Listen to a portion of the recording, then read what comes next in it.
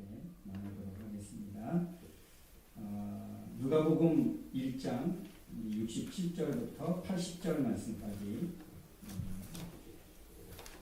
보겠습니다.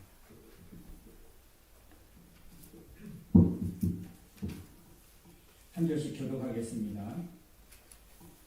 아기 아버지 사가랴는 성령의 감동을 받아 이렇게 예언하였다. 이스라엘의 주 하나님을 찬양하여라. 그가 오셔서 자기 백성을 죄에서 건져주셨고 그의 종 다윗의 집에서 우리를 위하여 구원의 주를 일으키셨으니 오래전에 그의 거룩한 예언자들을 통해서 말씀하신 대로 우리 원수들과 우리를 미워하는 모든 사람들의 손에서 우리를 구원하는 구원이라. 그가 우리 조상들에게 자비를 베풀고 그의 거룩한 계약을 기억하겠다고 말씀하셨으며 우리 조상 아브라함에게 엄숙하게 맹세하심으로 우리를 원수들의 손에서 구해내고 우리가 주 앞에서 일평생 두려움 없이 거룩함과 의로움으로 주를 섬기게 하겠다고 약속하셨다. 아가야, 너는 가장 복되신 하나님의 예언자가 될 것이다. 너는 주님보다 미리 와서 그의 길을 준비하여 죄를 용서받음으로써 얻는 구원의 길을 그의 백성들에게 전할 것이다. 이 모든 일은 우리 하나님의 자비로 된 것이니 하늘에서 떠오르는 태양이 우리를 찾아와 어두움과 죽음의 그늘에 사는 사람들을 비추고 우리를 평화의 길로 인도하리라. 이를 렁렁렁 자라 마음이 굳세어지고 이스라엘 백성들 앞에 나타날 때까지 광야에서 살았다. 아멘.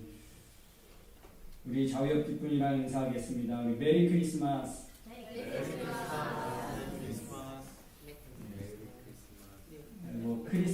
크리스는 그리스도라는 말이죠. 그리스도를 경배하라. 메리 크리스마스라는 의미가 그렇습니다. 이 땅에 오신 그리스도를 예배하라, 경배하라 하는 말이지요. 여러분, 한 생명이 이 세상에 온다는 것은 정말 놀라운 그 위대한 사건입니다. 우리가 이 세상에 존재한다는 것, 그것은 정말 놀라운 사건 중의 사건이지. 내가 만약에 이 세상에 오지 않았다면 이 세상에 일어나는 모든 일은 나와 상관없는 일이죠. 내가 이 세상에 존재하기 때문에 이 세상의 모든 일이 또 의미가 있다라고 볼 수 있습니다. 이 하나님의 위대한 사건, 이 위대한 일은 작은 곳에서 시작되었고 작게 시작되었습니다. 여러분, 마태복음 13장은 어떤 장입니까? 천국에 대한 이야기, 하나님 나라에 대한 이야기를 하고 있습니다. 그 하나님 나라가 어떻게 이루어져 가고 있는지 보니까 겨자씨 하나님인데 이 겨자씨가 자라서 많은 새들이 쉼을 얻을 수 있는 그런 큰 나무가 된다. 이게 바로 하나님 나라와 같다고 말씀합니다. 작은 것이 점점 자라서 많은 사람들이, 많은 새들이 깃드는 곳이 되어진다. 작지만 그 안에 생명이 있다 보니까 그 생명이 자라게 된다. 성장하게 된다. 그래서 위대한 결과가 만들어진다는 것이지요.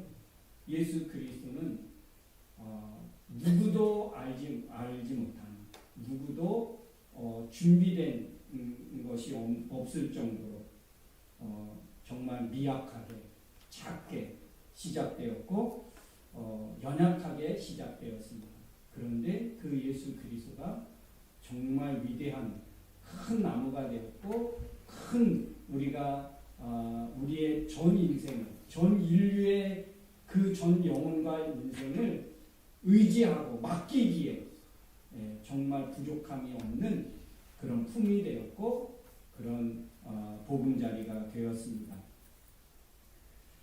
여러분, 성탄절 그러면 여러분 어떤 거를 떠올립니까? 성탄절? 저는 성탄절 그러면 이제 제가 어렸을 때는 새벽송을 들었습니다.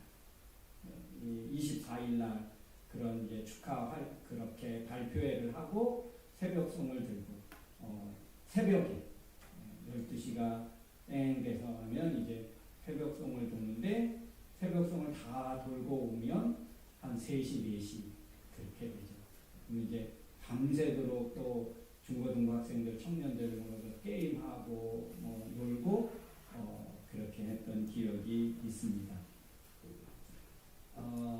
어쩌면 그런 기억과 추억들이 우리의 신앙을 계속 이어가게 만들어주는 그런 좋은 또 따뜻한 추억들과 장면들이 있습니다. 여러분 성탄에 대한 나쁜 기억이 혹시 있습니까? 거의 없을 것 같아요. 성탄절의 나쁜 기억은 거의 없는 것 같고 성탄절은 참 좋은 기억들, 좋은 추억들이 많이 있는 것 같습니다. 근데 여러분 성탄은 우리가 이 좋은 기억들 또 다시 생각하게 하고 그때를 그리워하게 하는 것이지만 그런데 성경은 성탄을 우리가 기억하라고만 주신 날이 결코 아닙니다. 현재를 그 성탄의 역사를 믿는 사람들은 현재의 삶을 살아야 된다는 것이지요. 자, 오늘 우리가 그동안의 성탄을 어떻게 생각하며 살았는지, 성탄을 어떻게 소비하며 살았는지를 오늘 말씀을 생각하면서 함께 좀 생각해보고 또 은혜를 나누기를 원합니다. 성탄은 굉장히 큰 사건이지요. 하나님에게서도 그렇고 우리 인류에게서도 성탄은 큰 사건입니다. AD와 BC가 나누어지게 된 그 중심, 바로 예수님이 이 세상에 오심의 사건이지요. 그래서 예수님이 이전과 예수님 이후의 시대로 나누어질 정도로 인류 역사에 있어서 대단한 큰 사건입니다. 오늘 이 사건에 등장하는 한 가정이 있고 또 한 사람이 있는데 바로 엘리사벳 그리고 스가랴 세례 요한의 그 부모님으로부터 시작되어집니다.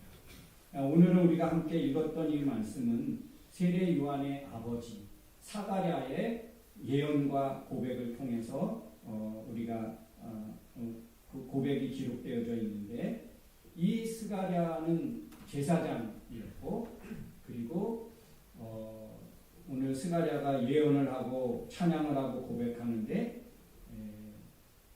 어떤 고백이 있냐면 이제 하나님께서 예수 그리스도를 하나님이 계획하신 그 예수 그리스도 이 땅에 보내주시고 그 예수 그리스도를 섬기고 많은 사람들에게 전하고 알리는 역할을 세례 요한이 맡았으면 오늘 그렇게 고백하고 찬양하고 있습니다. 이 찬양과 고백은 오늘 스가랴 선지자 그 제사장이기 때문에 어쩌면 그의 경험, 그의 어떤 지식 그것으로 그렇게 예언하고 고백하는 게 아니죠. 자신의 열심, 자신의 어떤 경험, 자신의 어떤 뜻을 알리는 것이 아니라 무엇을 통해서 성령의 충만함을 입어서 그러니까 자기의 의지와 자기의 뜻을 전하고 알리는 것이 아니라 스가랴 본인의 의지, 본인의 생각을 전한 것이 아니라 성령의 임재하심, 하나님의 영의 임재를 통해서 하나님의 뜻을 알리고 있고 또 하나님의 메시지를 오늘 알리고 있다는 것입니다. 그러면 스가랴를 통해서 하나님은 어떤 뜻을, 어떤 메시지를 오늘 전하고 있는가? 68절에 보니까 하나님의 이스라엘의 하나님이 그의 백성을 돌아보셨다. 이스라엘의 하나님, 이스라엘을 소유하신 하나님이라기보다는 오늘 이스라엘과 특별한 언약을 맺으신 하나님이신 것을 우리가 생각할 수 있습니다.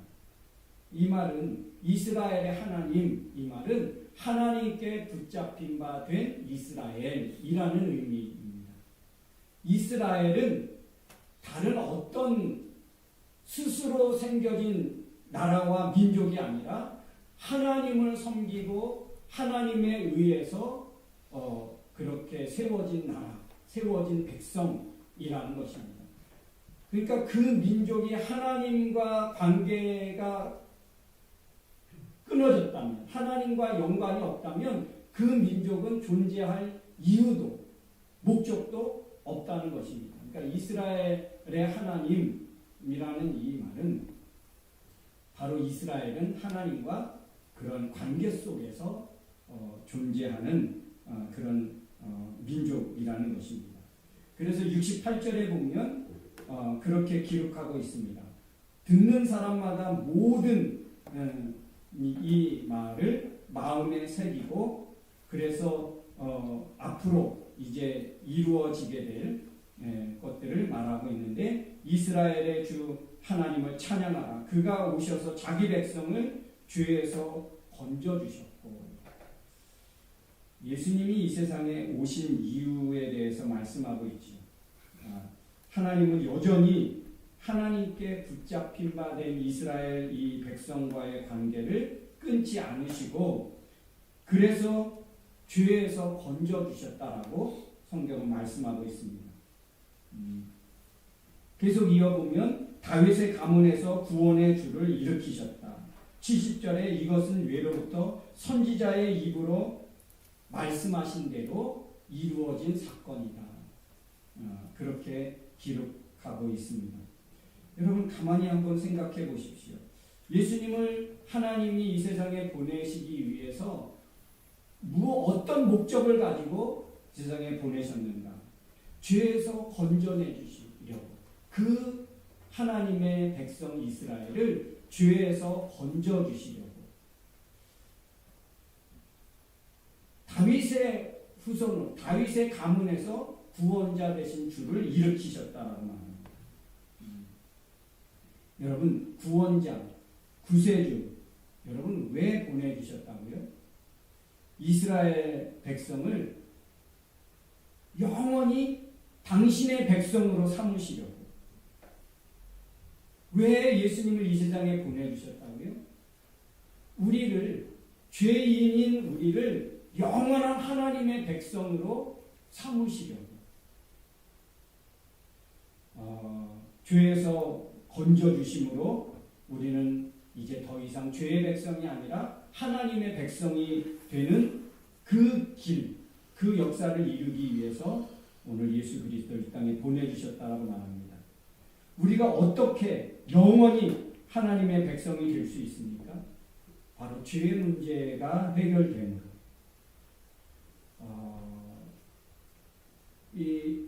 마태복음 1장에 보면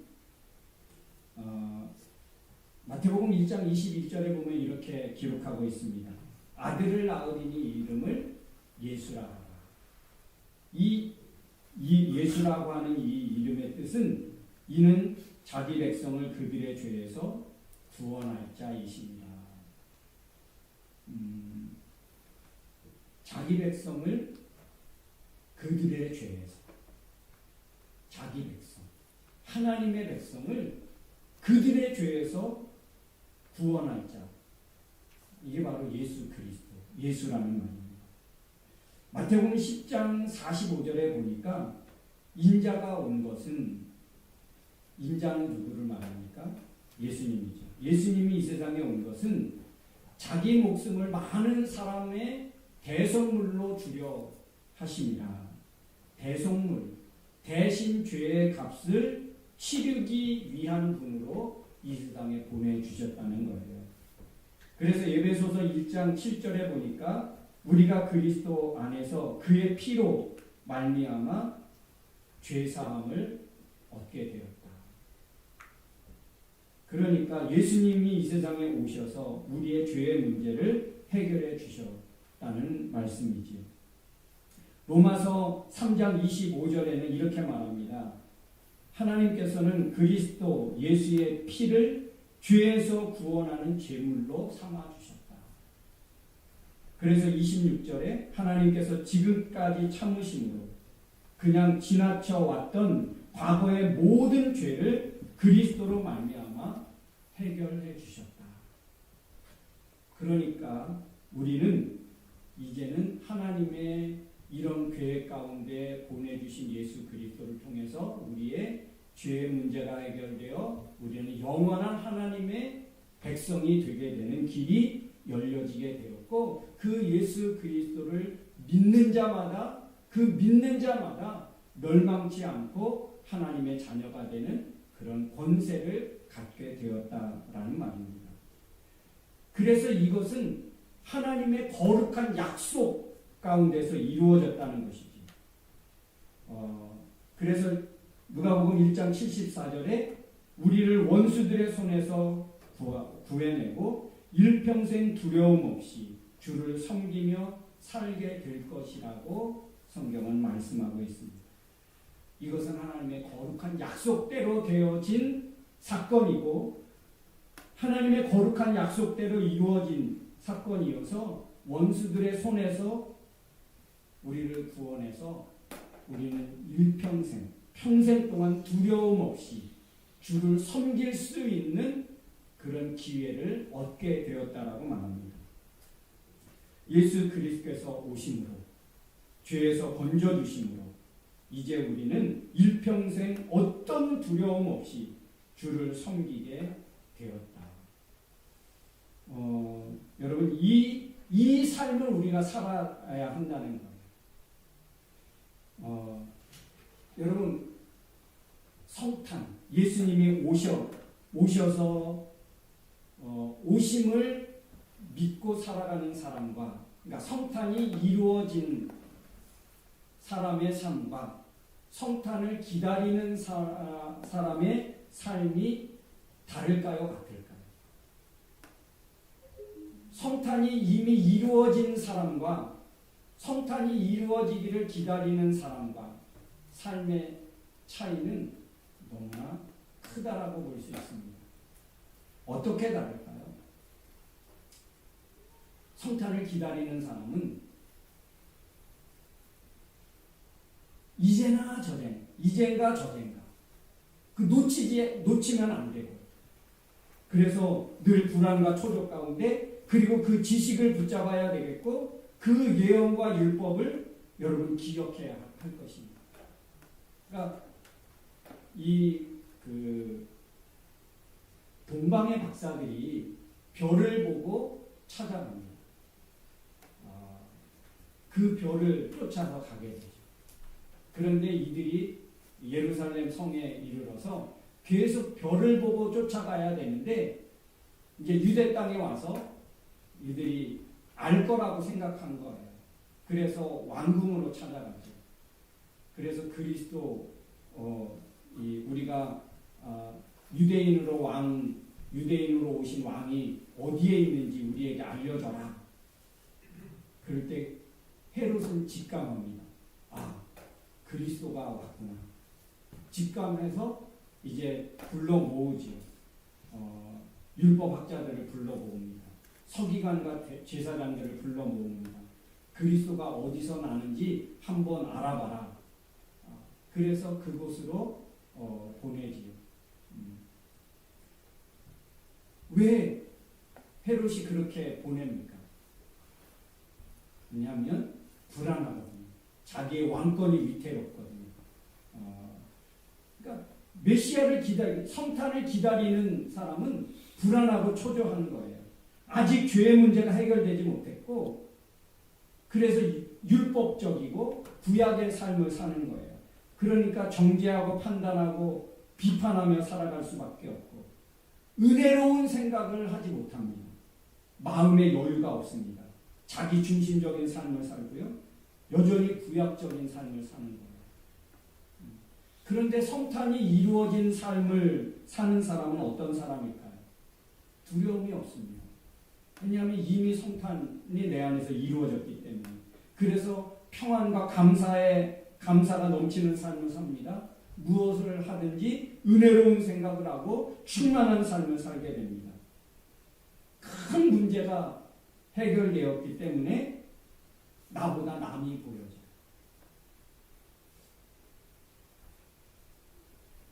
그래서 뭔가 돕고 싶고 섬기고 싶은 그런 마음이 생겨나게 되어집니다. 그래서 오늘 75절에 두려움 없이 섬기게 하셨다. 두려움 없이. 여러분, 삶의 목적을 편안함과 성공이나 꿈 실현에 두지 않고 섬기는 곳에 둔다는 거예요. 하나님과 이웃을 섬기는 것을 삶의 목적으로 두는 거죠. 여러분, 세례 요한의 목적이 무엇일까요? 세례 요한의 목적은 바로 오실 예수 그리스도를 알리고 두려움 없이 선포하고 섬기는 것. 이게 바로 세례 요한의 존재하는 이유고 목적입니다. 먼저 6개월 전에 세례 요한을 이 세상에 있게 하신 이유는 바로 앞으로 오실 그 메시아 구원자를 바로 알리고 섬기기 위해서, 먼저 섬기기 위해서. 바로 이게 우리의 삶이죠. 이게 바로 우리의 삶입니다. 성탄이 내 안에 이루어진 사람은 삶의 목적을 섬김에 두는 거예요. 이 세상에 내가 살아가는 이유, 섬김이 자연스러워질 수밖에 없습니다. 두려움 없이 섬긴다는 것은 사람 앞에서의 신앙이 아닙니다. 사람에게 높은 평가를 받기 위한 삶이 아니라, 신앙으로 연기하는 삶이 아니라 하나님을 의식하는 삶이죠. 하나님 앞에서의 사는 삶을 살게 되어집니다. 예수님이 오셨다는 지식만 가지고 과거에 머무르지 않고 오늘 어떻게 살까? 살 수 있을까?로 이어져가는 삶이죠. 예수 없는 삶이 아니라 예수 있는 삶을 사는 것이죠. 바로 예수 그리스도께서 내 안에 성탄되어진 이 사실을 내가 어떻게 나타나고 어떻게 증거하며 살 수 있을까? 성탄을 기억하는 것에 머무르지 않고 두려움 없이 하나님 앞에서 살아가는 그런 삶을 살아가라고 우리를 부르시고 초대하는 것이죠. 섬기며 살아가는 그 길이 우리에게 열렸다는 것입니다.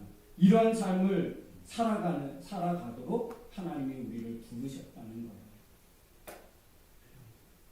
세례 요한을 예언하고 세례 요한을 오신 것을 이제 찬양하고 그 세례 요한이 앞으로 와서 하게 될 일을 오늘 사가랴가 예언하고 고백하는 것입니다. 이 내 아들은 바로 예언대로 약속대로 오신 메시아를 두려움 없이 섬기고 많은 사람들에게 하나님께로 돌아오게 하는 그 일을 하게 될 것이다. 나의 이 사랑하는 아들아, 그 일을 힘껏 해라. 그 일을 자신 있게 하라. 그렇게 오늘 사가랴가 선포하고 고백하고 또 예언하고 찬양하는 것입니다. 그래서 우리는 이제 우리 안에 이루어진 이 성탄, 이것들을 우리가 어떻게 해야 될까? 저는 오늘 말씀을 세 가지로 함께 정리하려고 합니다. 여러분과 함께 고백하고 선언했으면 좋겠습니다. 세 가지. 잘 보이시나요? 정말 내 안에 성탄이 이루어졌다면, 내 안에 예수 그리스도께서 오셨고 그 예수 그리스도께서 오신 것들이 확신하고 그 예수 그리스도를 믿는다면 우리는 이런 삶을 우리는 살아야 되지 않겠나. 한번 말씀으로 함께 정리했습니다. 여러분과 함께 고백하고 선언했으면 좋겠는데요. 제가 첫 번째 하면 여러분 다 같이 함께 한번 읽는 것이지만 여러분의 선언이고 고백이었으면 좋겠습니다. 첫째, 나는 예수 그리스도 안에서 죄 문제가 해결된 사람으로 오늘을 살겠습니다. 둘째, 나는 더 이상 두려움과 죄책감에 머물지 않고 하나님 앞에서 감사하며 살겠습니다. 셋째, 나는 성탄을 기억하는 데서 머물지 않고 섬김을 살아내겠습니다. 아멘. 이 시간 같이 찬양합니다.